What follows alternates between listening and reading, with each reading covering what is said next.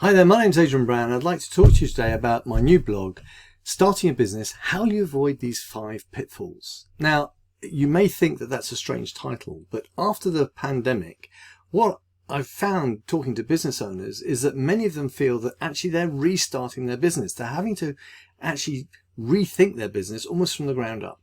And if they're doing that, then what are the pitfalls that you need to avoid to make sure that the business you start is a business that's going to be working for you, working for your team, and also working for your customers? So in this video, I'm just going to discuss the 5 points we make in the blog post below. And those are really is that having a good business idea is a great start, but it's not everything you need. We're then going to try and cover that whole piece about people, looking at really trying to do it yourself is never an option, and we need to understand the difference between delegation and micromanaging. Then I want to try and do a little quick bit about the relationships, your business relationships, the business relationships you have in your team and how important those are. Then we're going to quickly look at the business management processes, and then finally we're going to strictly touch into business plans, to marketing plans, through to operational plans, to actually delivering your solution, your fantastic products, services or experience to your customers. So why call a blog Starting a Business? Because you've probably been in business for years, unless you are a startup business, then congratulations and well done. But your business is actually restarted every day. We start afresh. We have to think afresh right from the get-go every single day, because something will have changed. Time will have moved on, and if time moves on, something's going to change. It's either our customers have changed, we've changed, the environment's changed. And with COVID, what we've seen is that the environment really did change. And so there are a lot of businesses that are waiting to get themselves back going again.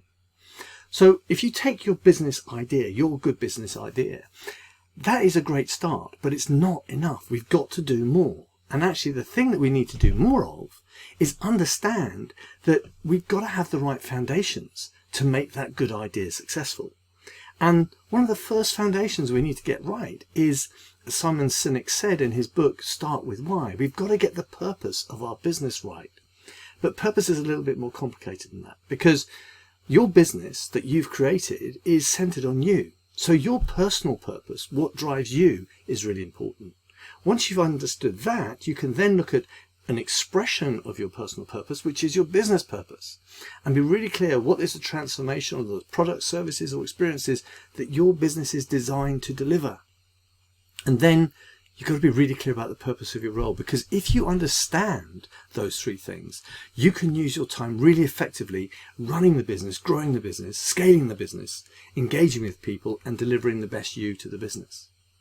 Now, that's great, but how many of us get to the situation where we end up running around doing other people's jobs or solving things that other people have got wrong? And there's a problem here, because when we are small business owners and we're trying to grow, we have not been trained how to manage, how to educate, how to delegate, how to lead. We're making it up as we go along, which is a big challenge. So what we need to do is understand that there is an absolute process for getting it right with your staff. Because if somebody's not performing the way you want them to, not delivering the results you want them to, then basically you need to think about that as a symptom, not a problem. It's demonstrating something to you that's missing in your business. So you've got to go and find that thing. So there's a whole piece about that. And there's also a blog in there, which is called How to Deal with Difficult Staff. What would you do? And that blog just gives you some ideas of some of the things you can take on board. And the third area we're looking at is business relationships.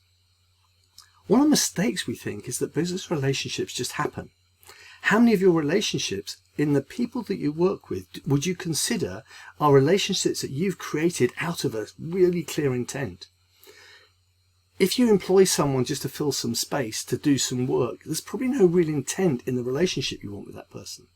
But when you do recruit someone for your company, what you're trying to do is bring in a skill, a talent, an ability that's going to be a contribution to the business, that's going to help you grow the business.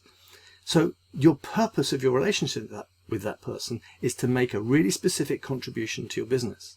And their purpose of their relationship with you is really important too. So we talk a little bit about that and try to understand how we talk about the emotion-based relationships, the understanding-based relationships, and the resource-based relationships, which are the three types of relationships that you need to have with your employees, because if you have those levels of relationships, you can really get some work done.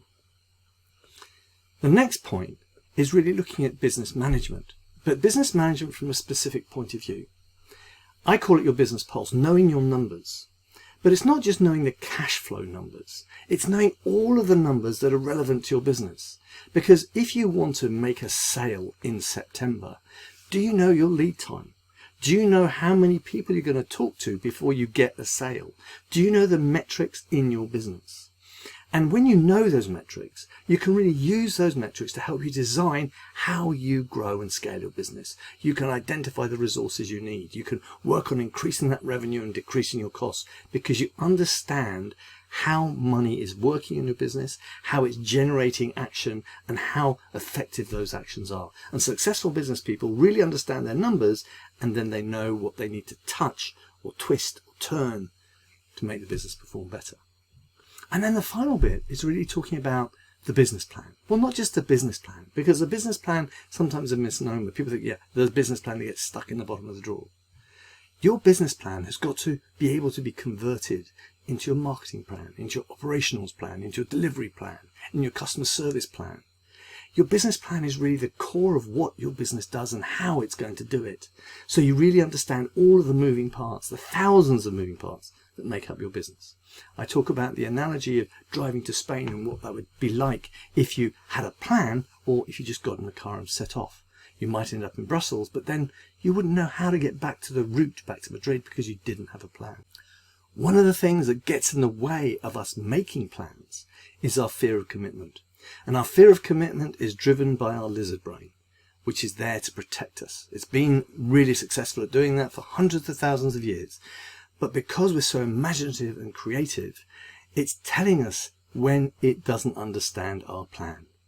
So if your plan isn't detailed enough, it's a bit vague, if it's a bit woolly, your lizard brain is going to go into panic mode and start saying things to you like, are you sure? Maybe you're not good enough. All those sorts of fear things are going to come up because you haven't sat down and worked out what the steps are. Confidence is something that grows with us as we do more and more, but also confidence comes from seeing the little steps, the baby steps we're going to take to get to the goal, so that we know what the next step is all the time. And when our lizard brain sees that we know what the next step is, it doesn't panic. You may have had that experience where you've had a plan and then it's gone a bit off track and you suddenly panic. But then you sit down and work out what the next step's going to be and you feel calm again.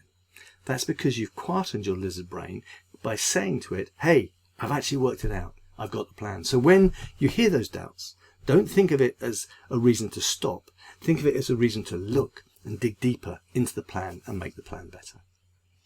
There's a free download available with this blog as well called How to Build a Business That Works for You, the framework. So please download that. In that, I ask you a series of questions, and when you get your answers, I ask you to identify the actions that are going to help you get your business back on your track that works for you, your family, your customers, and your team.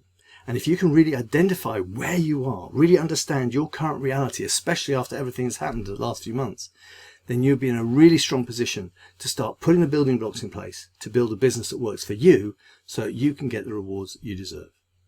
Please leave a comment below. Let me know what you found useful in this blog and also what you found useful in the videos and the subsequent blogs added to it. Bye for now.